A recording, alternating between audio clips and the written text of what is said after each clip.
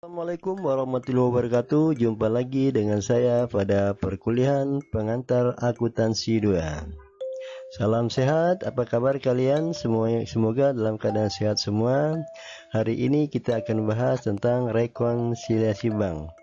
Pengampu Sulwalimi SMMI, selamat mengikuti. Sebagai latar belakang, kita tahu bahwa dampak dari prinsip pengawasan kas yang menggunakan sistem voucher dan menggunakan cek, di mana setiap penerimaan langsung disetor ke bank, maka catatan perusahaan dan catatan rekening bank, rekening perusahaan pada bank pada suatu periode tertentu sering terjadi selisih atau terjadi perbedaan saldo. Hal ini biasanya dikarenakan adanya perbedaan pencatatan atau perbedaan saat pencatatan yang berbeda. Maka keberadaan rekonsiliasi bank sangat diperlukan guna mengetahui sebab-sebab terjadinya perbedaan saldo tersebut. Dengan kata lain, rekonsiliasi bank itu untuk mengurai apa sih sebabnya terjadinya perbedaan, kemudian dikoreksi sehingga saldo yang dicatat oleh perusahaan dan saldo yang ada di rekening bank jumlahnya akan sama. Berikut ini prosedur penyusunan laporan rekonsiliasi bank.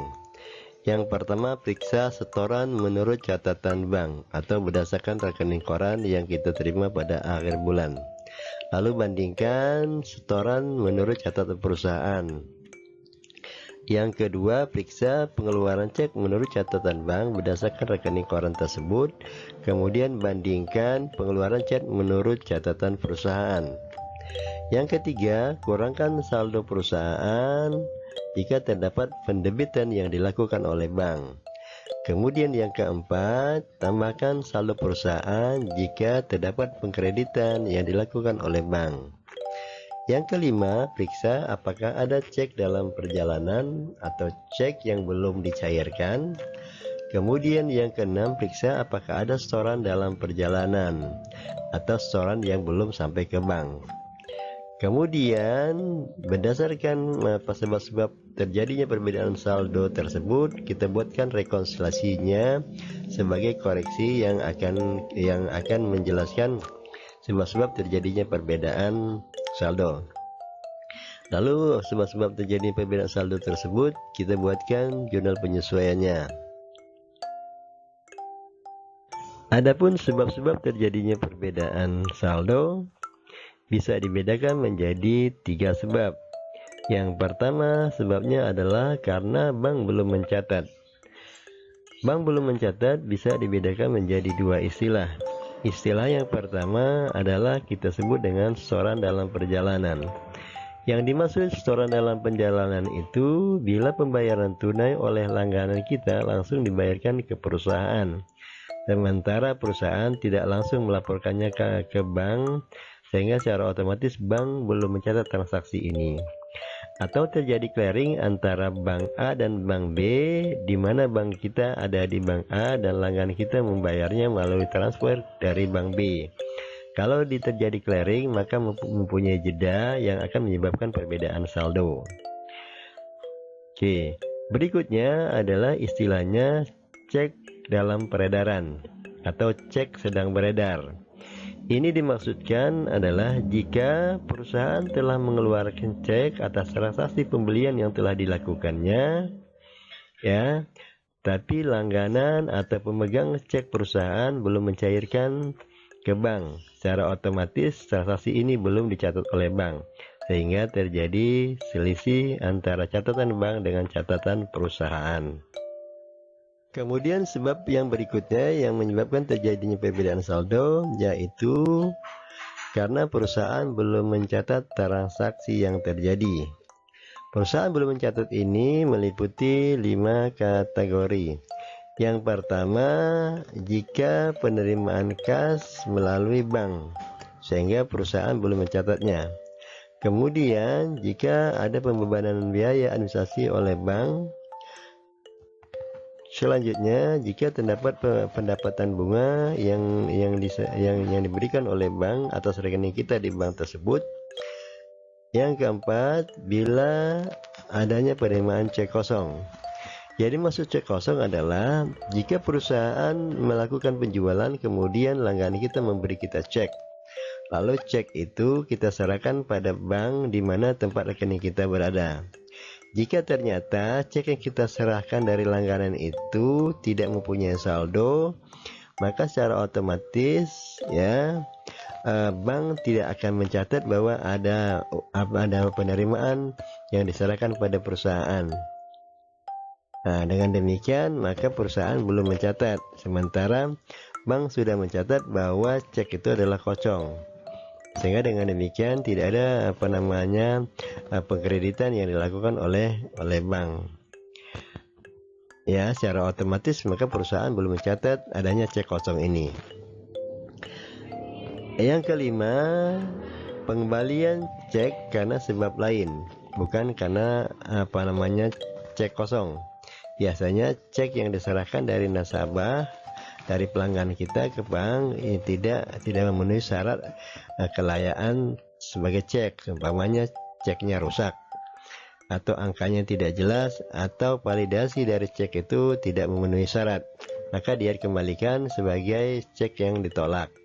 Maka dengan demikian perusahaan belum mencatat transaksi ini karena kalau belum ada pemberitahuan dari banknya. Sebab yang ketiga adalah karena kesalahan penulisan angka atau kesalahan pencatatan. Dengan demikian kesalahan ini bisa dibagi menjadi dua. Yang pertama, kesalahan yang mengakibatkan jumlahnya berkurang. Ya, salah tapi lebih mengecilkan dari angkanya. Yang kedua, kesalahan yang menyebabkan jumlahnya bertambah. Salah tapi menyebabkan angkanya bertambah. Maka ini juga akan menyebabkan terjadinya perbedaan saldo. Kesalahan ini bisa dilakukan oleh bank, bisa juga dilakukan oleh perusahaan. Maka akan bisa kelihatan kalau kita sudah menerima rekening koran yang disampaikan oleh bank, atau kalau kita sudah memeriksa transaksi yang dilakukan oleh perusahaan. Baik, berikut ini akan kita munculkan contoh dari keterangan-keterangan di atas, sehingga kita akan lebih mudah memahami rekonsiliasi bank. Kita punya soal di mana PT Maluku membuka rekening giro pada Bank Nusantara di Yogyakarta. Laporan bank per 31 Juli 2010 menunjukkan saldo rekening giro sebesar 517. Sedangkan saldo rekening giro di Bank Nusantara menurut catatan PT Maluku, ya, menurut catatan perusahaan menunjukkan jumlah saldo sebesar 417.257. Dengan demikian maka terjadi selisih karena menurut catatan rekening bank atau menurut bank saldonya lebih besar dari menurut catatan perusahaan. Berarti ada sebab-sebab perbedaan saldo ini. Untuk menentukan hal-hal apa saja yang menyebabkan perbedaan tersebut, perlu dibuatkan rekonsiliasi bank. Misalnya kalau sudah kita cek, akan kita bisa lihat sebab-sebab terjadinya perbedaan tersebut. Yang pertama adalah disebabkan setoran melalui pos pada tanggal 31 Juli 2010 belum dicatat dalam laporan bank. Yang kedua sebabnya sebuah kredit memo atau wesel dari bank pada tanggal 28 Juli 2010 sebesar 50.000 belum dibukukan. Ya, belum dibukukan oleh perusahaan maksudnya. Kredit memo tersebut timbul karena adanya penagihan wesel melalui bank. Yang ketiga, ada 4 lembar cek yang ditarik pada bulan Juli atau bulan-bulan sebelumnya belum dicairkan oleh bank. Cek tersebut antara lain cek nomor 801, 888, nomor 890, 891 yang dilakukan transaksi pada tanggal 15 Juni, 24 Juni, 27 Juni, 37 Juni dengan saldonya yang berbeda-beda, yaitu 10.000, 1.025, 40.250 dan 20.500. Nah, itu nilai ceknya ya. Kemudian sebab yang ketiga, sebuah debt memo dari bank berjumlah 200 belum dibukukan. Debit memo ini dibuat oleh bank per 31 Juli 2010 untuk membebankan biaya administrasi bank. Berarti ada pembebanan biaya oleh bank yang belum dicatat oleh perusahaan. Yang kelima, cek nomor 875 yang ditarik oleh PT Maluku per 20 Juli 2010 yang bernilai 850.500 maksudnya, telah dicatat dalam jurnal pengeluaran kas dengan jumlah 5.800. Cek ini dikeluarkan untuk membayar rekening telepon. Artinya dengan kata lain, ini adalah terjadi kesalahan pencatatan yang sifatnya mengecilkan jumlahnya, ya. Kemudian yang ketiga sebabnya, sebuah cek yang diterima oleh PT Maluku dari CV Kartika pada tanggal 18 Juli 2010 sebesar 525 telah disetor ke Bank Nusantara sebagai setoran atas rekening giro. Cek tersebut ternyata kosong. Hal ini tersebut belum dicatat oleh PT Maluku. Ya. Itu adalah sebab-sebab terjadinya perbedaan saldo. Lalu dari soal ini bagaimana kita membuat rekonsiliasi banknya? Ikuti penjelasan berikutnya.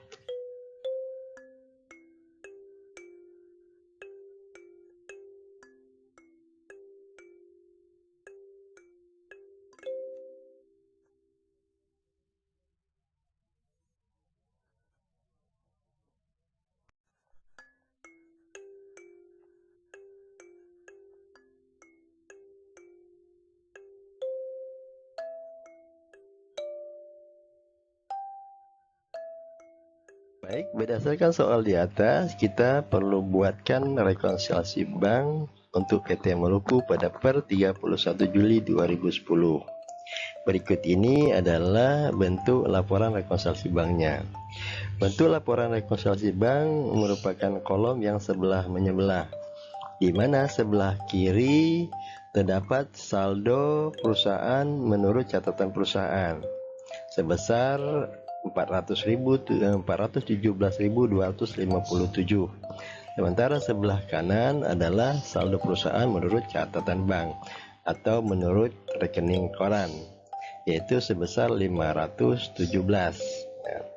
Dari saldo-saldo ini berdasarkan soal di atas jelaslah terdapat perbedaan, di mana bank mencatat lebih besar dibandingkan menurut catatan perusahaan. Karena perbedaan ini, maka kita akan cari sebabnya, yang merupakan yang akan menambah dan yang akan mengurang. Oke. Sebab pertama, kita lihat yang menambah saldo menurut catatan perusahaan. Ternyata terdapat wesel tagih yang dilakukan oleh bank. Karena wesel tagih itu maksudnya adalah ada pembayaran dari langganan kita berbentuk wesel, ternyata wesel itu langsung diserahkan ke bank, tidak melalui perusahaan. Dengan demikian maka perusahaan belum mencatatnya.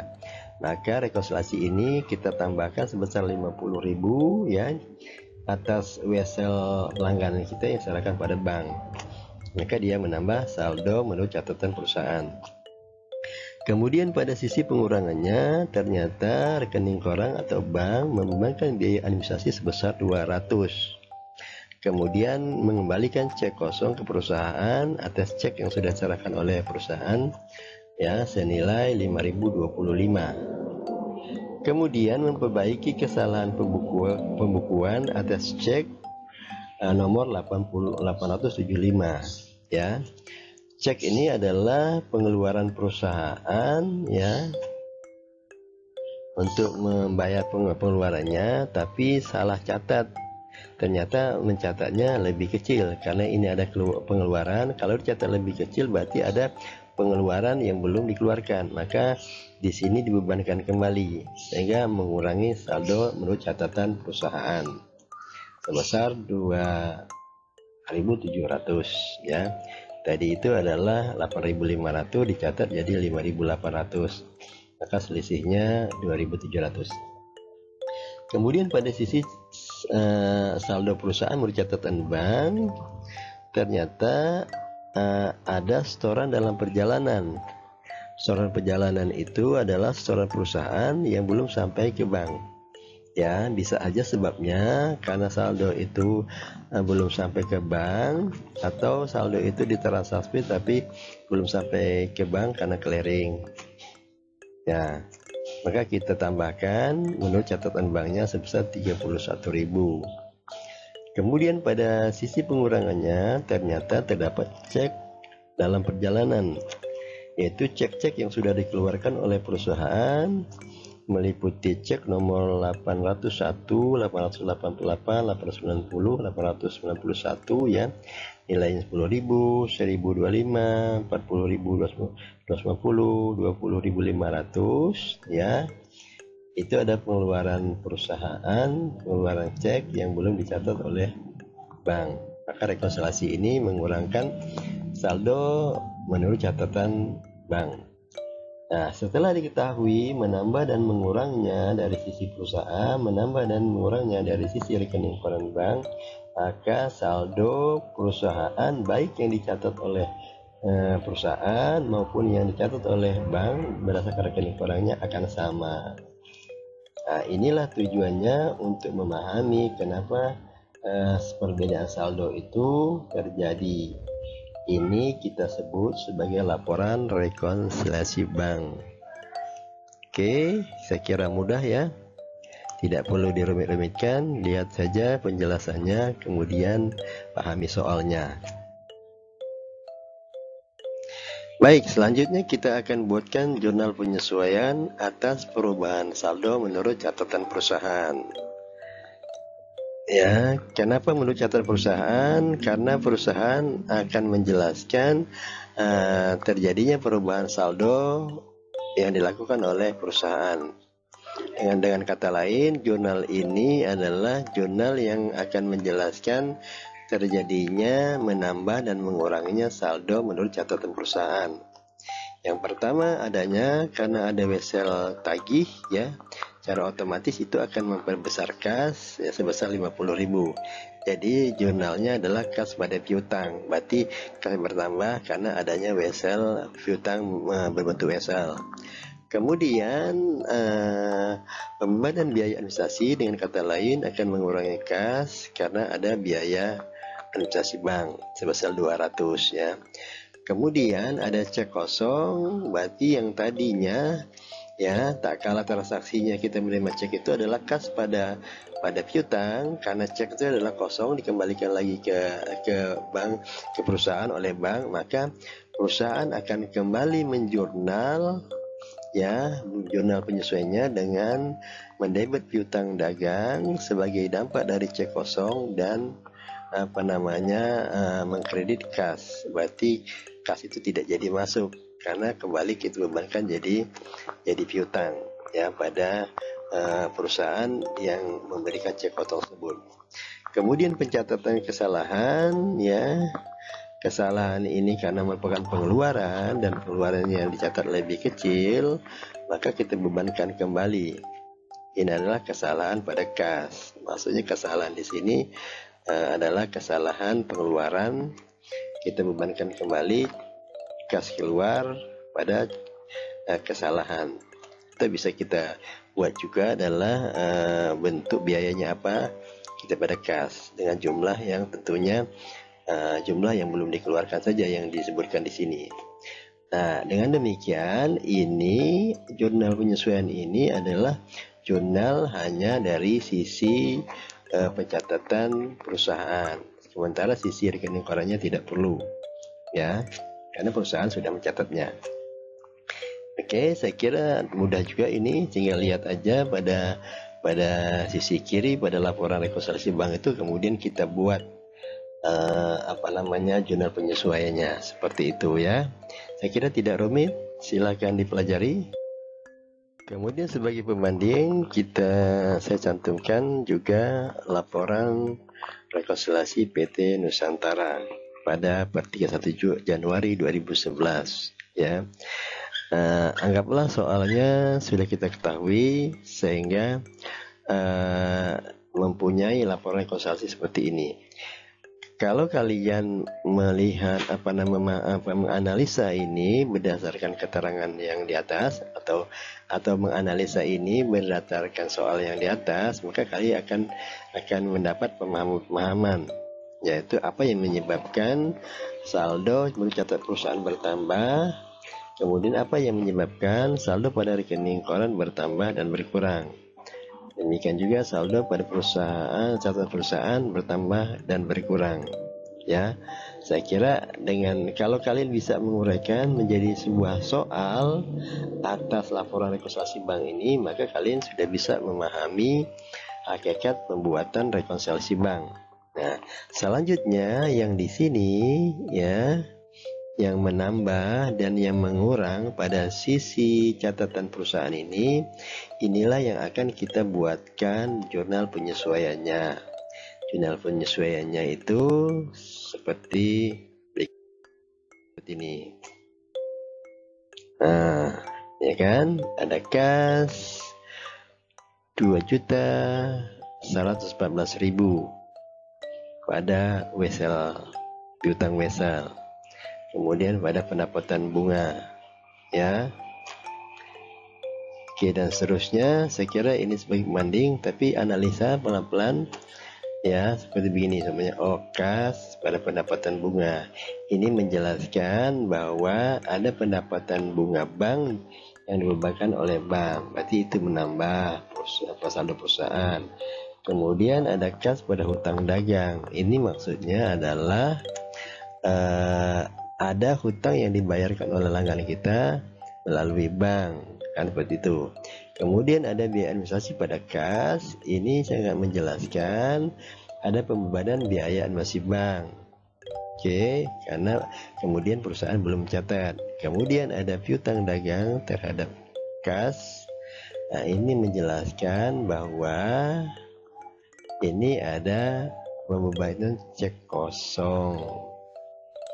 Oke, demikian ya contoh soal rekonsiliasi bank yang bisa kalian pelajari. Kalau belum puas, buka buku referensinya atau nanti kita diskusi melalui media sosial atau by telepon ya.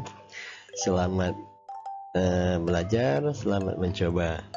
Tapi jangan lupa agar pembelajaran ini bisa membekas, kerjakan tugas saudara. Cari dua soal rekonsiliasi bank, lalu kerjakan dan dituliskan, kemudian dikumpulkan. Oke, demikian, sampai jumpa lagi. Wassalamualaikum warahmatullahi wabarakatuh.